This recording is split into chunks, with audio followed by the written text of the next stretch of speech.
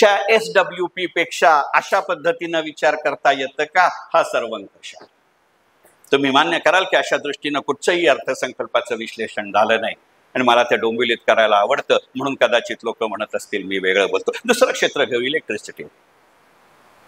या अर्थसंकल्पाचं सगळ्यात महत्वाचं वैशिष्ट्य असं आहे, त्यांना जे काही म्हणायचं ते म्हणू दे. आंध्र प्रदेश, बिहार आणि रोजगार वगैरे काय त्याला पेपर चालवायचा आहे, मी दोष नाही देत. कारण आपली संस्कृतीच आहे की अग्रलेख मागे घ्यायला रात्री संपादक बदलला जात नाही. मी त्याचा दोषी देत नाही त्याला. पण यंदाच्या अर्थसंकल्पाचं वैशिष्ट्य आहे की आम्ही संपूर्ण अर्थव्यवस्था म्हणून जरूर अर्थसंकल्प सादर केलाय, पण आम्ही त्या प्रदेशांना अशा पद्धतीचा विचार केलाय. साधं गणित घ्या. म्युच्युअल फंड मध्ये आपल्याला सवय आहे सेक्टर स्पेसिफिक म्युच्युअल फंड येतो. ट्रान्सपोर्ट आणि लॉजिस्टिक्स साठी येतो, डिफेन्स साठी येतो. तो किती चालतो? संदीप इथे आहे, अभय इथे आहे. विचारा त्यांना. मी गेली 3 वर्ष सांगतोय की मी डिफेन्स सेक्टरच्या शेअर्स बद्दल कुठपर्यंत बुलिश असेल. मी म्हणलं जोपर्यंत HDFC डिफेन्स फंड असं सांगत नाही की 10,000 रुपयापेक्षा जास्त पैसे मी घेणार नाही तोपर्यंत वगैरे. आता तर मध्ये त्यांनी फंडच बंद करून टाकला. What does it mean? की my potential is so high that at this NAV I am not able to buy. मग आता काय करणार होता? पण करणार का विचार हा शेअर घ्यायचा? मी टिप देतोय असं समजू नका, पण ज्याला अर्थ कळायचा तो कळला. इलेक्ट्रिसिटीचा विचार केला पाहिजे. बघा, सेक्टर स्पेसिफिक नाहीये, स्टेट स्पेसिफिक आहे. पण तो हा अर्थ आपल्या लक्षात येत नाही असा त्याचा अर्थ आहे. जसं मगाशी मी राजनाथ सिंगांचं उदाहरण दिलं ना, तुमच्या लक्षात आलंय का ही बातमी मराठी पेपरमध्ये ही आतल्या पानात 2 ओळीत का आली असेल, पण आली आहे. NTPC नावाची एक देशात आपल्या कंपनी आहे. अभय मान्य करील, मी गेले 3 वर्ष सांगतोय ज्या भावानं मिळतील त्या भावाने याचे शेअर घ्या. म्हणजे आता माझे घेऊन झालेत तुम्ही घ्या असं नाही मी सांगत आहे, please. I am not saying so. काय करते ही NTPC? आपण म्हणतो हे त्याच्यातलं पॉवर आहे. मान्य आहे, पॉवर हे पॉलिटिकल प्रॉडक्ट आहे. आपल्याकडं अजून 5 राज्यांच्या विधानसभांच्या निवडणुका व्हायच्या आहेत. आपल्याकडे ही लाडकी बहीण, लाडकी भाऊ, लाडकं वीज, लाडका शेतकरी, लाडका करदात्यांना मध्यमवर्गीय कधीच नसतो. म्हणून मी म्हणलं का आता जर आपल्याला जास्त पैसा हवा असेल तर देवेंद्रच्या भाजपला जास्त सीट देण्यापेक्षा शिंदेच्या शिवसेनेला दिला तर आपला आंध्र होतंय का बघू. भाटेकाका वरती जाऊन सांगू नका, मला डोंबिवलीत राहायचं आहे अजून. गमतीची एक गोष्ट आहे, सांगितलं तरी मला आता काही परवा नाही. एक गोष्ट लक्षात घ्या. तुमच्या लक्षात आलं का की NTPC काय करतंय, REC काय करतंय? कारगिल कालच झालाय म्हणून हा मुद्दा मांडतोय. आणि 23 जुलैला हा अर्थसंकल्प डिफेन्स विषयी सांगत होता ना, तर या लोकमान्य टिळकांनी ज्या त्या मगाच्या 3 घोषणा आहेत ना, त्याची मागणी 1905 साली नागपूरच्या काँग्रेस अधिवेशनात केली आहे. एक्झॅक्टली आपण कॉपी पेस्ट तशीच्या तशी आता मागणी मान्य केली आहे. फक्त ती टिळकांनी केल्यामुळे केंद्रीय अर्थसंकल्पात उल्लेख नव्हता. गांधी असते तर मात्र जरूर झाला असता. Next point. REC काय करतं? हा एवढ्या करता मोकळेपणाने सांगायचंय म्हणून म्हणलं की राजकीय रंगसंगती बाजूला ठेव, आपल्याला देणघेण काय त्याच्याशी. REC आणि NTPC काय करतं? बघा, यंदाच्या अर्थसंकल्पामध्ये ग्रीन एनर्जी नावाचा शब्द 3दा आला आहे. मी त्या दिवशी गमतीने हसून दीपक घैसास एका चर्चेत माझ्या शेजारी होता. मी दीपकला म्हणलं ग्रीन एनर्जी हे एका कंपनीचंही नाव आहे बरं का. दीपक घैसास म्हणला साल्या criminals. I am not joking. 4 जून पासून 23 जुलै पर्यंत REC या रुरल इलेक्ट्रिफिकेशन कॉर्पोरेशन या कंपनीनं ती एका नव्या पैशाची इलेक्ट्रिसिटी बनवित नाही, पण आपल्या देशाच्या सगळ्या पॉवर कंपन्यांचं फायनान्सिंगचं कोऑर्डिनेशन ती करते. जशी IRFC ही रेल्वे कंपनी, रेल्वेतला एक दगड धोंडे माती काही निर्माण करीत नाही, पण रेल्वेच्या सगळ्या कंपन्यांचे फायनान्सिंग ती करते. लक्ष्मण यादव माझ्या बॅचला गेले 7 महिने येतात, ते मान्य करतील. REC आणि NTPC घ्या, हे गेले 7 महिने मी सांगतोय. काय केलं ह्या RECनी 4 जून ते 23 जुलैमध्ये? आणि म्हणून तो ग्रीन एनर्जीचा उल्लेख आहे. 7,818 कोटी रुपयांचे ग्रीन एनर्जी या जपानी कंपनीकडनं बॉन्ड्स घेतले. तसेच्या तसे ते पैसे NTPC NHPC ला दिले आणि त्यांना असं सांगितलं की काश्मीर खोरं, आता शब्दप्रयोग नीट आहे का, काश्मीर खोरं, लेह लडाख आणि जम्मू भागामधल्या इलेक्ट्रिसिटीचं, मग ती थर्मल असेल, ती हायडल असेल, ती सोलार असेल, ती कन्व्हेन्शनल असेल, ती नॉन कन्व्हेन्शनल असेल, याची जबाबदारी तुमची. आता लक्षात आलं की बजेट सादर झाल्यापासून मार्केट इतकं वर खाली झालं, आजारी माणसाच्या ECG सारखं. पण ज्या वेळेला बजेटच्या दिवशी निर्मला सीतारामन उभ्या होत्या, मी माताजी म्हणणार होतो पण खडगे म्हणल्यानंतर सॉलिडच गोंधळ झाला, त्यामुळे म्हणत नाही.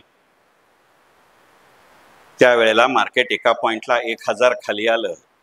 300 रुपयाच्या आसपास असलेला NTPCचा शेअर एका दिवसात 10 रुपयांनी वाढला होता. आम्हाला याचं महत्व कळत नाही. याचं केंद्र आहे उधमपूर. आता लक्षात आलं, मागच्या 15 दिवसांपूर्वी उधमपूरमध्ये एकाच आठवड्यात 3दा दहशतवादी हल्ले का झाले.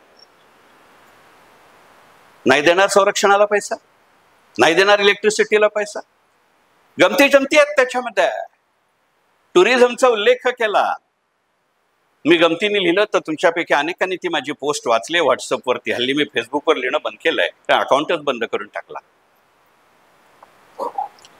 आपण सुधा मूर्तींना राज्यसभेचं खासदार केलं, राष्ट्रपती नियुक्त. मी म्हणलं मोदी सरकारची चुकलेली राजकीय गुंतवणूक, कारण ऋषी सुनक तिकडे हरला. पण ट्रेमर निवडून आल्यानंतर पहिले म्हणले टाटा मोटर आणि टाटा स्टील मधल्या इंग्लंडमधल्या सर्व कंपन्या चालू राहतील, ही जबाबदारी माझी. आणि त्यातलं टाटा मोटर्स आपला मगाचा गणितातला. बघा, यंदाच्या अर्थसंकल्पामध्ये उल्लेख न करता किती ठिकाणचं गणित आहे. नॉर्थ ईस्ट हे त्यातलं गणित आहे. तेव्हा म्हटलं जातं ना, दुसऱ्या कुठच्याही राज्याचा उल्लेख नाही, त्यातलं एक फाजील राजकीय उदाहरण देतो आणि मग खरं आर्थिक उदाहरण देतो. पहा, मी जर भाजपचा खासदार किंवा प्रवक्ता असतो, मी होणार नाही या जन्मात, कारण माझ्यासारखा माणूस त्यांना चालत नाही. परंतु जेव्हा सरकारवरती टीका होते की फक्त आंध्र प्रदेश आणि बिहारला दिलं ना, येडे आहेत का? अर्थसंकल्पीय भाषणातला परिच्छेद 32 पहा, त्याच्यामध्ये पूर्वोदय नावाची योजना आहे. 5 राज्य आहेत. आंध्र प्रदेश बिहार आहेत त्याच्यात, पण त्याच्यामध्ये ओरिसाही आहे, त्याच्यामध्ये झारखंडही आहे आणि त्याच्यामध्ये बंगालही आहे. आता आंध्र प्रदेश बिहार असणारच, ओरिसात तर यांचंच पूर्ण राज्य आलंय. नवीन पटनायक जाऊन आलंय, इतकं करून नवीन पटनायकना सांभाळून ठेवलंय. मला आश्चर्य वाटणार नाही येणाऱ्या काळामध्ये कन्सेन्सस कॅन्डिडेट म्हणून नवीन पटनायकना राष्ट्रपती सुद्धा करतील. ही डिझर्व्स इट. त्याच्यामधल्या झारखंडचा उल्लेख आहे. अस्थिर राजकारणाचा पूर्णविराम आहे का तो? मिनरल्स तिथे आहेत. यंदाच्या अर्थसंकल्पात मिनरल्ससाठी 11,000 कोटी रुपयांची फक्त एक्स्ट्रॅक्शनसाठी तरतूद आहे. आणि नंतर पश्चिम बंगाल आहे. पश्चिम बंगालमध्ये काय, आपल्याला आवडो न आवडो, राग येवो संबंध वाढो, एक हाती ममता बॅनर्जी लोकसभा आणि विधानसभेत मारामारी करते, तिथे भाजपाला वावही मिळतो आणि खंडारही पडतं, तरीही ती गोष्ट केली जाते का? अशी वेगवेगळी क्षेत्र, असे वेगवेगळे प्रदेश, असे वेगवेगळे मणिपूर सारखे भाग जेव्हा आपण पाहत असतो, तेव्हा अजून एका टॅक्सचा उल्लेख करतो आणि माझ्या शेवटच्या मुद्द्याकडे जातो. अजून 15-20 मिनिटं बोललं तर चालेल? तुम्ही हो म्हणेस तोर थांबलो होतो आणि ते म्हणाल्याची खात्री आल्यानंतरच हा प्रश्न विचारला. भयंकर हरामखोर वक्ताय.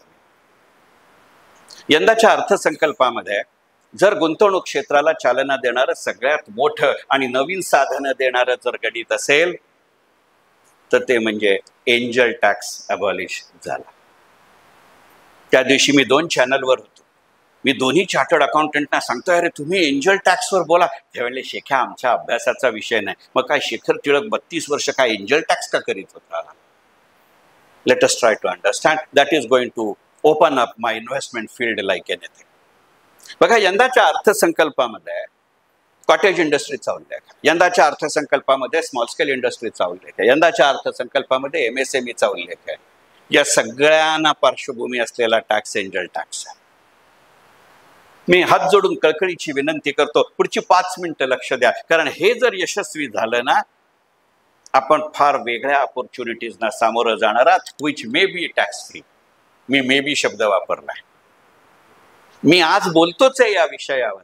याची थोडी झलक दाखवणारा एक व्हिडिओ माझ्या चंद्रशेखर टिळक या YouTube चॅनलवरती मी 2 दिवसापूर्वीच लोड केला. आपण समजून घेऊ एंजल टॅक्स काय आहे. ज्यांनी वर्षानुवर्ष फायनान्सला काम केलंय अशांचाही पटकन संबंध येत नाही. पण 80च्या दशकामध्ये का होईना मी फायनान्स ऑफिसर म्हणून काम केलंय तेव्हा आजच्यासारखा शेअर बाजार नव्हता, आजच्यासारखं व्हेंचर कॅपिटल नव्हतं. मला जर नवीन फंड्स हवे असतील उद्योजक म्हणून, मग कोणत्याही आकाराचा मी उद्योजक असो, माझं काम सोपं होतं. प्रोजेक्ट रिपोर्ट बनवावा, IDBI, LIC, UTI मध्ये जावं, त्यातल्या एकानं संमती दिली की ताबडतोब 2 झेरॉक्स काढून दुसऱ्या दोघांकडे धावावं आणि मला पैसा मिळत होता. नंतरच्या काळात बाजार सुधारला, त्या लॉर्ड स्वराज पॉलने माझ्या भारतीय कंपन्या ताब्यात घ्यायचा प्रयत्न केला आणि मग मी व्हेंचर कॅपिटलकडे गेलो. हल्लीच्या भाषेमध्ये त्याला स्टँडअप इंडिया म्हणतात किंवा स्टार्टअप असं म्हणतात. आपले जे स्टार्टअप युनिकॉर्न झाले म्हणजे खूप मोठे झाले, ते तुम्ही आणि मी शेअर घेतले म्हणून नाही झाले, सरकारने त्यांना टॅक्स कन्सेशन दिली म्हणून नाही झालेलं आहे. त्यांना पैसा लागतो, तो टेक्नोक्रॅट आहे, तो फायनान्सचा माणूस नाहीये आणि फायनान्सचा वेगळा माणूस नेमावा इतका त्याचं उत्पन्न नाहीये. मग एक उदाहरण म्हणून घेऊ की चंद्रशेखर टिळक टेक्नोक्रॅट आहे, नाहीये, आपण एक उदाहरण म्हणून घेऊ. माझ्याकडे कन्सेप्ट आहे पण मला ते बाकीचं ऍडमिनिस्ट्रेटिव्ह कॉस्ट, कंप्लायन्स कॉस्ट हे नाही जमत. मग मी माझ्या ओळखीच्या एखाद्याकडे जाऊ. एक उदाहरण घेऊ की डॉक्टर साहेबांकडे गेलो, ते माझ्या लहानपणापासून मला ओळखतात. माझी टेक्नॉलॉजी माहिती असेल नसेल पण त्यांना माझी फॅमिली बॅकग्राऊंड माहिती आहे. निदान हा माणूस खोटं बोलणार नाही आणि माझे पैसे बुडवणार नाही अशी नाट्यकर डॉक्टरांना माझ्याविषयी खात्री असेल असं मी आपलं गृहीत धरतोय. तर नाट्यकारांना मी विचारतो की सर माझी अशी अशी कन्सेप्ट आहे, माझी अशी अशी कंपनी आहे, माझं असं असं अथॉराइज्ड कॅपिटल आहे, काय बाबा 10 कोटी रुपये. तर अथॉराइज्ड कॅपिटल असतं की नाही की 10 रुपये फेस व्हॅल्यू असेल तर 1 कोटी शेअर आहेत. नाटेकर म्हणतात नाही तुला 10 कोटी हवे असतील मान्य करतो पण माझ्याकडे एवढे पैसे नाहीत. साहजिक आहे ना, ते काय पहिल्या क्षणी थोडीच मला एवढे पैसे नाहीत. ते म्हणतील शेखर मी तुला 1 कोटी रुपये देतो. मग मी असं म्हणतो की सर माझा 10 रुपयाची फेस व्हॅल्यू आहे, तुम्ही 1 कोटी देताय म्हणजे 10 लाख शेअर मी तुम्हाला दिले पाहिजे. पण मी 10 लाख शेअर नाही देणार कारण मला 10 रुपयाचं शेअर 10 रुपयाने देऊन मला काहीच पैसे नाही ना मिळत. की हे माझी ॲसेट आहे, ही माझी कन्सेप्ट आहे, हे माझं गुडविल आहे, हे माझं मार्केट आहे आणि हे माझं प्रॉस्पेक्टिव्ह क्लायंट आहे. मग मी याचं इंडिपेंडंट व्हॅल्युएशन करून घेतो आणि ते सांगतात की दिसायला कॅपिटल एवढं आहे पण त्याची व्हॅल्यू एवढी आहे. मग मी नाट्यकारांना असं म्हणतो की मी तुम्हाला 10 रुपयाच्या ऐवजी तोच शेअर 50 रुपयाने देतो. नाट्यकर म्हणतात तुला आता पैसे द्यायचेत ना, देऊन टाक ना, मोकळा. काय माझे जायचे ते 1 कोटीत जायचेत ना, ते 10 का 50 घेतो. मग त्या 10चे मला 50 रुपयांनी पैसे मिळतात. या 40 रुपयावर मी कंपनी म्हणून जो टॅक्स देतो त्याला एंजल टॅक्स म्हणतात. खरं म्हणजे तो इन्कमच आहे, इन्कम टॅक्सच आहे. पण आपला इन्कम टॅक्स आपला आपण देतो, त्याच्यात इन्कम झालंय त्यांना, पण देतोय पैसे मी. पुढे माझी कंपनी चालते, प्रोडक्ट चालतं. मग नाटेकर म्हणतात की बाबा रे आता तू म्हणलास ना तसं माझा एक नातेवाईक आहे, अशा वेळेला बायकोचा भाऊ, पुतवणा, मेहुणा वगैरे सगळे जवळचे होतात. शेखर तुझे शेअर्स परत घे ना, मला पैसे द्या. पण तुला आता प्रॉफिट झालाय त्यामुळे मला जास्त पैसे मिळाले पाहिजे. मी म्हणतो अहो तुम्ही गेलात पण माझी कॅपिटलची गरज आहे ना, अजूनही मी IPO FPO करून बाजारात नाही आलेलो. मग नाटेकर मला असं म्हणतात असं कर, मी मान सोडवतो आणि दुसऱ्याला देतो. म्हणत नाहीत बकरा शोधतो म्हणून आणि मीही म्हणत नाही.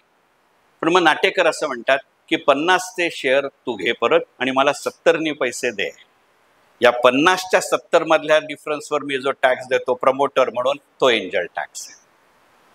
मग नाटेकर असं करतात, केदार पाध्ये तुला देईल असं सांगतो. केदारला ते माझ्यासमोर फोन करतात. केदार चांगला माणूस आहे बरं का, प्रॉडक्ट खूप चांगला आहे, पण आता मला जरा वेगळा बिझनेस करायचा आहे.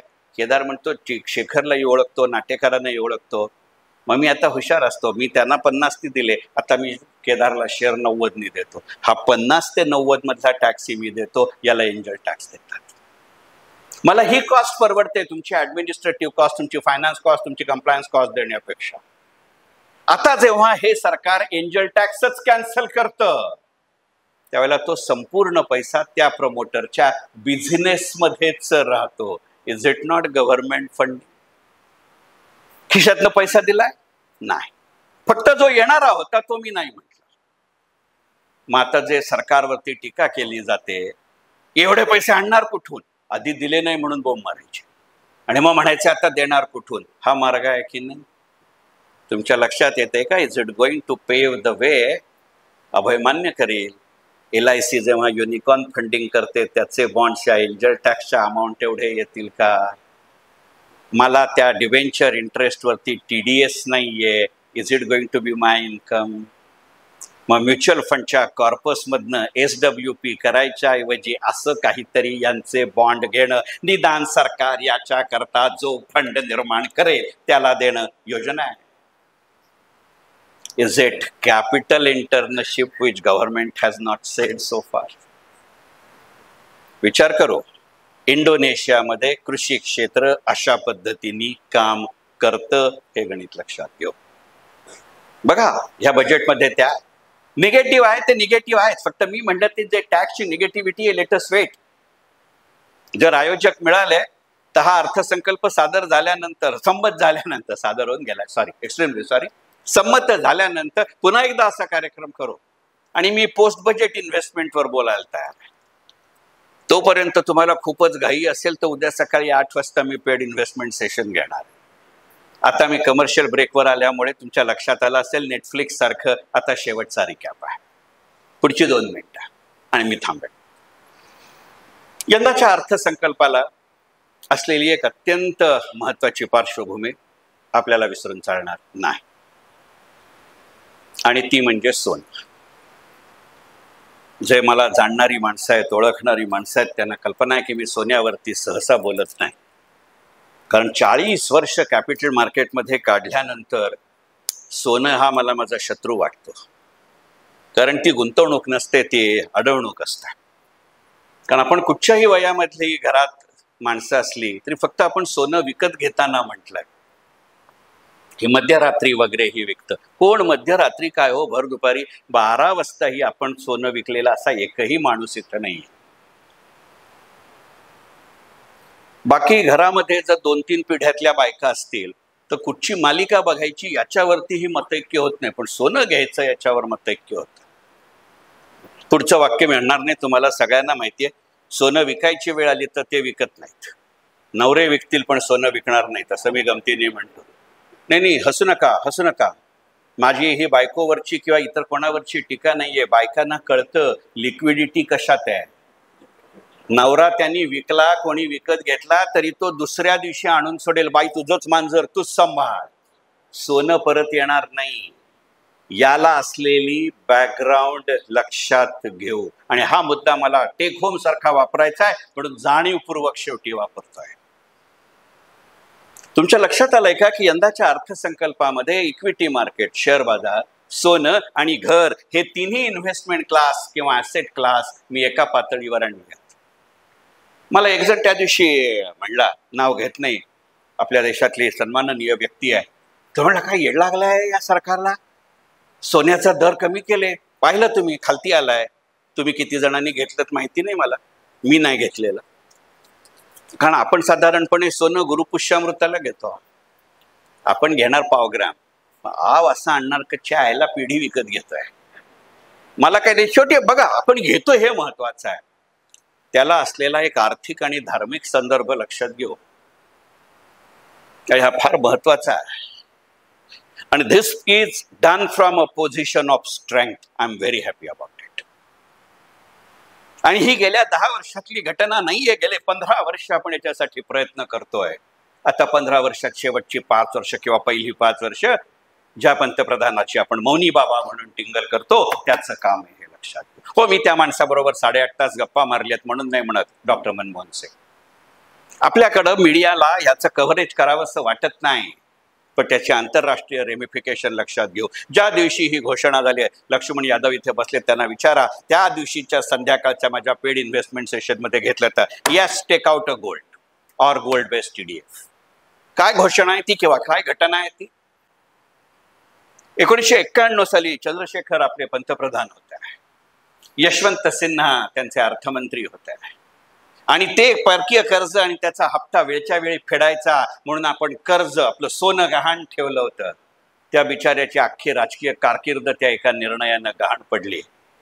आपण जर आर्थिकदृष्ट्या साक्षर असतो तर तो आज मनुष्य कदाचित आपला पंतप्रधान असता, यशवंत सिन्हा. आर्य चाणक्य कौटिल्य अर्थशास्त्राच्या 4थ्या सर्गातल्या 5व्या खंडामध्ये म्हणतात, अर्थमंत्री कसा असावा तो नशीबवान असावा. बिचारे यशवंत सिन्हा नव्हते. आपण तेव्हा 800 टन सोनं बँक ऑफ इंग्लंडकडे गहाण ठेवलं होतं, विकलं नव्हतं. त्या गहाणवटीचे जे चार्जेस होते, पैसे होते, व्याज होतं, हप्ता होता, तो गेली 15 वर्ष आपण सुरुवात केली की वेळेच्या आधी फेडीत. त्यामुळे आत्ता 14 जूनला 800 टन सोनं आपण बँक ऑफ इंग्लंडमधनं परत आणलं. एक नवा पैसाही आत्ता आपण दिलेला नाही. इव्हॅल्युएट करा, माझी लिक्विडिटी देशाची इंटॅक्ट राहिली आहे. 800 टन सोनं परत आलं. आपल्या मीडियामध्ये चर्चा नाही. मी तिघांशी बोललो, अरे हा विषय घे. आपण ज्या दिवशी हे सोनं परत आणलं अशी घोषणा केली, संसद अस्तित्वात आलेली नव्हती, त्याच्यानंतरच्या 3 दिवसामध्ये चीननी आपण 800 टन आणलं, त्यांनी 802 टन सोनं आंतरराष्ट्रीय बाजारात खरेदी केलं. त्याचा अर्थ लक्षात येतोय, त्यांनी खरेदी केलंय, मी आणलंय, माझा लिक्विडिटी फ्लो 0 आहे. त्याचा 802 मल्टिप्लाइड बाय जी काय त्याची पेग्ड करन्सी असेल ती. पेग्ड म्हणजे संध्याकाळची वेळ आहे, पाऊस आहे, उगाच वेगळा अर्थ लावू नका. But he has paid in yuan. व्याजदराचं काय? आता कोणत्याही देशाची करन्सी सोन्यावर आधारित नाही. याचा तुमच्या माझ्या सोन्यावरती, तुमच्या माझ्या इन्व्हेस्टमेंट इन्स्ट्रुमेंटवरती होणारा परिणाम कुठचा? अत्यंत सरळ सोपं साधं गणित आहे. इथे अनेक बँकर बसले आहेत, ते मान्य करतील की रिझर्व्ह बँक जेव्हा फॉरेक्स मार्केटमध्ये इंटरव्हीन करतं डॉलरच्या तुलनेमध्ये माझा भाव स्थिर ठेवायला, तेव्हा माझ्याकडे सोनं किती हा विषय असतो. अदरवाईज करन्सीला त्याचं महत्व नाही. आता तुमच्या लक्षात येतंय गेल्या 15 दिवसामध्ये डॉलर का इतका फ्लक्च्युएट होतं? एक, माझ्याकडचं सोनं, त्यामुळे मी इंटरव्हीन करायला मागत नाही. डॉलरला भीती आहे, मी काय करू? आणि दुसरीकडे त्यांचं राजकारण, बायडनचं काय होईल, ट्रम्पचं काय होईल, कमला हॅरिसचं काय होईल, ही 2 कारणं. पण त्यातलं माझं कारण माझ्या बाजूचं स्ट्रॉंग आहे. त्याचा तुमच्या माझ्या सोन्यावरती बाजारावर होणारा परिणाम, त्याचं तात्विक भाव आहे. लोक खरेदी करतील का सोनं खरेदी झाले तरी, कमी स्वस्त झालं तरी? मी म्हटलं तसं आमच्याकडे सोनं आम्ही गुरुपुष्यामृताला खरेदी करतो किंवा लग्नाला खरेदी करतो. योगायोग असतात हो. 23 जुलैला अर्थसंकल्प येतो आणि 5 जुलैपासून 14 नोव्हेंबरपर्यंत यंदा संपूर्ण भारतात लग्नाचे मुहूर्तच नाही आहेत. विनायक आकटे मागे बसला. I am not joking. This is a reason given bye a Goldsmith association. तो म्हणला म्हणजे रिटेल इनटेक नाही बरं का. तुम्ही आणि मी सोनं विकायला गेलो तर घस असते. आईला त्याच्याचकडनं घेतलेलं सोनं घट कशी येते मला माहिती नाही, पण ती येते. पण त्याला काय लॉजिक आहे का? आता याचा अर्थ काय आहे येणाऱ्या काळामध्ये? कारण आपण सगळे भारी होत त्या बाबतीत. आपल्या देशातले सॉव्हरीन गोल्ड बॉन्ड नावाची संकल्पना बंद झाली, असा त्याचा अर्थ आहे का? माझी कळकळीची विनंती आहे, मगाशी जसं इन्कम टॅक्स बद्दल म्हटलं तसं, जर तुमच्यापैकी कोणाकडे अभय मारणार, मला नक्की मारणार, सॉव्हरीन गोल्ड बॉन्ड असतील, this is the right time to come out of it. येणाऱ्या काळात सॉव्हरीन गोल्ड बॉन्ड येणार नाही. तुम्ही ते या पूर्ण काळ ठेवले तरच तुम्हाला प्रॉफिट मिळतो, तरच त्याच्यावर TDS कापला जात नाही. जस्ट बी शुअर, सोन्याचे भाव लवकर वर गेले नाहीत तर गोल्ड बॉन्ड इज डेड. पण ती लिक्विडिटी आहे, ते करन्सी मार्केट आहे. आणि मग असंच लॉजिक कुठेतरी रिअल इस्टेटमध्ये आहे का? सार्वजनिक गोंधळ आहे. इंडेक्सेशन नावाची वस्तू काढली. आय एम डॅम शुअर ती बजेटमध्ये येणार. 5 महत्वाच्या राज्यांच्या विधानसभांच्या निवडणुका आहेत. बिल्डरना घी देखा मगर बडगा नाही देखा असं दाखवायचं म्हणून इंडेक्सेशन काढलंय का? तुमच्या सगळ्यांचं बरं आहे, दरवाजा तिकडे आहे, मला जायला जागा नाहीये म्हणून मी फक्त पुढी सोडतो, तुम्ही त्याचे अर्थ लावा. Concluding remarks and I am concluding. यंदाच्या अर्थसंकल्पामध्ये तुमच्या माझ्यासारख्या सर्वसामान्य मध्यमवर्गीय माणसाच्या हाती काय लागलं? पुष्कळ आशा, पुष्कळ आकांक्षा, हातात काहीही नाही. आणि म्हणून तो मगाशी उल्लेख केला की सत्याचं आज्ञा नसलं की संकल्प चुकतात, आणि संकल्प चुकले की कृती बिघडते. मग भीष्म पितामहासारखं म्हणायचं असेल तर मला कृतीची आज्ञा दे, कारण आपण फक्त चर्चा करतो. न्यू टॅक्स सिस्टम और old tax system, it is very clear. Move your asset to that field which is growing. But that may be defense, that may be oil, that may be electricity, that may be telecom. म्हणून Vodafone घ्यायचं की नाही हे तुम्ही ठरवा, BSNL घ्यायचं की नाही तुम्ही ठरवा. दोन्ही ऑप्शन्स, एक निगेटिव्ह म्हणून एक पॉझिटिव्ह म्हणून. इतक्या टिप देणं माझ्या दोन्ही आयोजकांना अपेक्षित नाहीये, पण तुम्ही येतात म्हणून ते माझा कार्यक्रम करतात म्हणून तुम्हाला दिलं पाहिजे. Exactly that's what this budget has done. हे स्टेटमेंट आहे ना, किंवा हे जे बजेट आहे ना, हे माझ्यासाठी तर आहेच, नागरिकांसाठी तर आहेच, but it's a global statement. कल्पना करा, 4 जून ते 23 जुलैमध्ये आपल्या आजूबाजूच्या देशांमध्ये घडलेल्या घटना आपण लक्षात घेऊ. नेपाळमध्ये सरकार बदललंय, पाकिस्तानमध्ये नवीन सरकार जमत्यम आलंय. ते पहिल्या दिवशी काय म्हणलं, पहिलीच घोषणा आहे अर्थमंत्र्यांची, पाकिस्तानमध्ये ज्या काही सरकारी कंपन्या आहेत, listed unlisted, Pakistan stock exchange काय चीज आहे तुमच्यापैकी किती जणांना माहिती आहे मला माहिती नाही, पण माझ्या स्टॉक एक्सचेंज, सेबी आणि BSEच्या दिवसात एशियन रिजनचा मी इन्चार्ज होतो, त्यामुळे मला पूर्ण कल्पना आहे. ते काय म्हणले, पाकिस्तान सरकारच्या ताब्यात जेवढ्या कंपन्या आहेत तेवढ्या एका फटक्यात एक रकमी संपूर्णपणाने विकू. आमच्या अख्ख्या बजेटमध्ये डिसइन्व्हेस्टमेंट हा शब्दच नाहीये. त्याचं हे एक कारण आहे. ते पैसे कुठे वापरतात त्याची गणितं लक्षात घ्या. संरक्षणाचं अलोकेशन येतं, तिथे इलेक्ट्रिसिटीचं अलोकेशन आहे, तिथे मिनरल्सचं अलोकेशन आहे. किती येडेपणा आहे की नाही. एका महत्वाच्या मराठी पेपरमध्ये बातमी आली, मोबाईलचे चार्जेस कमी केले, लिथिनियमवरची इम्पोर्ट ड्युटी कमी केली. ज्या 3 राज्यामध्ये लिथिनियम मिळतं त्या 3ही राज्यांना यंदा अलोकेशन आहे. हा काय योगायोग असतो का? सगळं काय असं ताटात मांडून सांगायचं असतं का? It's a global document and I M स्टेटिंग it from position of strength. कारण ते खेळणं त्यांना राजकीय दृष्ट्या सोपं होतं. याच्या दाढीला हात लाव, त्याच्या दाढीला हात लाव कठीण आहे. नितीश कुमारला जो सांभाळू शकत होते ते सुशील कुमार मोदी आता हयात नाहीयेत, मग त्याला असं सांभाळलं. साधं गणित घ्या, किती स्ट्रॅटेजिक आहे हे, आणि मग हा पासवर्ड म्हणून यंदाच्या बजेटला वापरा. त्या दिवशी सचिन सावंत ABP माझामध्ये म्हणले, हाय बिहारला सगळं दिलं, फक्त विशेष राज्याचा दर्जा नाही दिला. आईला दिलं त्याच्यावरनं प्रॉब्लेम आहे, नाही दिलं त्याच्यावरनंही प्रॉब्लेम आहे. बघा, विशेष राज्याचा दर्जा ह्याचा आर्थिक भार आहे, पण ती घोषणा राजकीय आहे.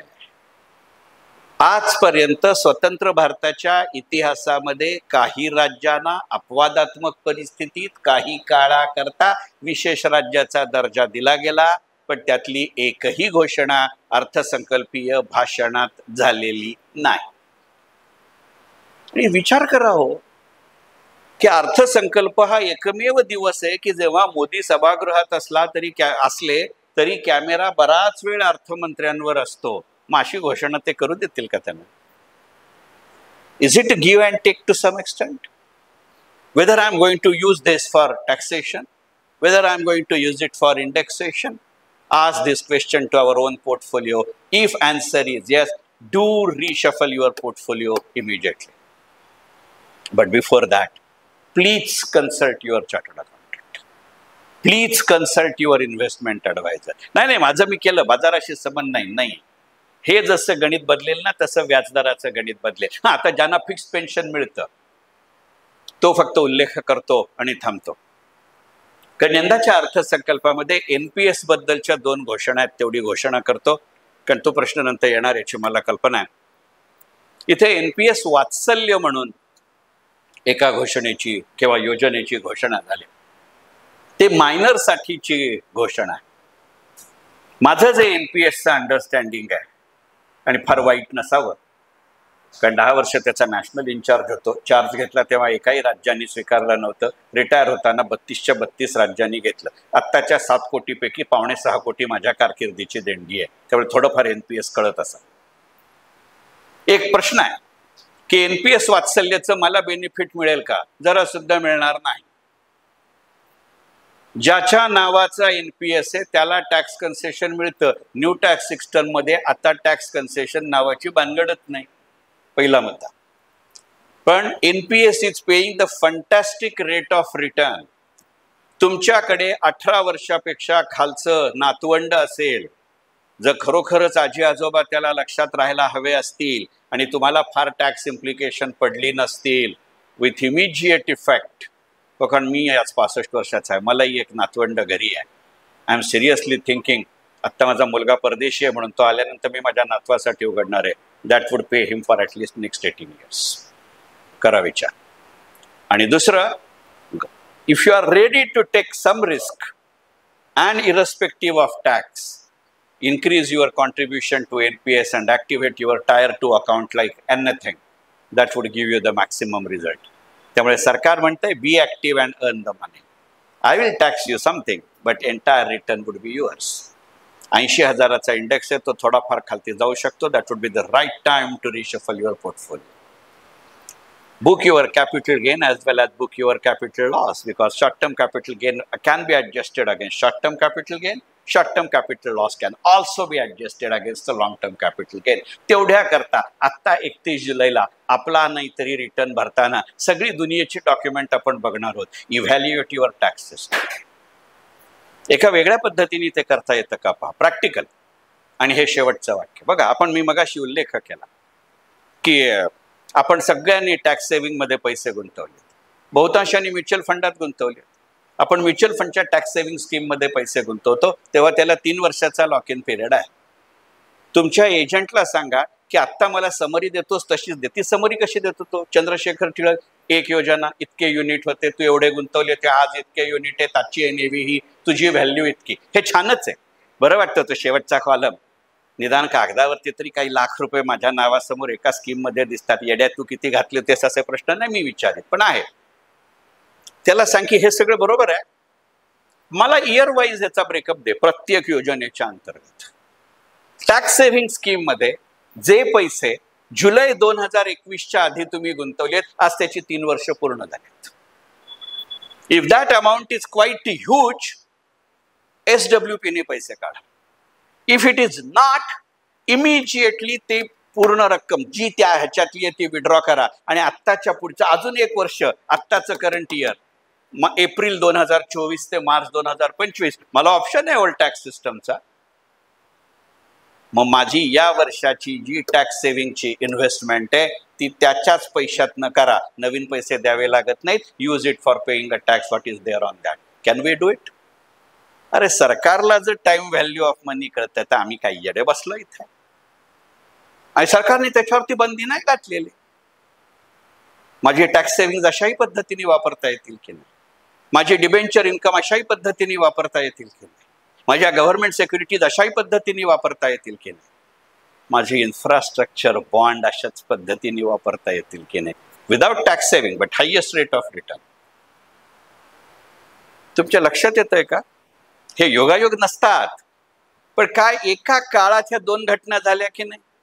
बाकी काय असो, सरकार कोणतंही असो, आपला एका माणसावर दांडगा विश्वास आहे. आपल्या महाराष्ट्रातला तो मंत्री आहे म्हणून तर आहेच, पण तो काम करतो म्हणूनही आहे. त्याचं नाव नितीन जयराम गडकरी. नितीन गडकरी काल काय म्हणले? Don't worry, NHAI, national highway authority of India, is not divide of funds. Is it going to say that he is coming out with a specific purpose funds? Larsen Toubro कालचे रिझल्ट बघा, काही हजार कोटी रुपयांची 5 आकडी त्याची global order आहे. Is it a candidate for bonds and shares? Is it the government which is giving you an indication? माझं जर प्रोडक्शन वाढणार असेल, माझं जर इन्फ्रास्ट्रक्चर वाढणार असेल तर बेसिक इंजिनिअरिंग वाढावंच लागेल की नाही? याची अजून नावनिशिवार चर्चा हवी असेल तर ह्याच्याहून जास्त टीप एकाच भाषणाच्या मानधनात देता येणं शक्य नाही. माझा अर्थसंकल्प त्यांनी बिघडतो. मनपूर्वक धन्यवाद.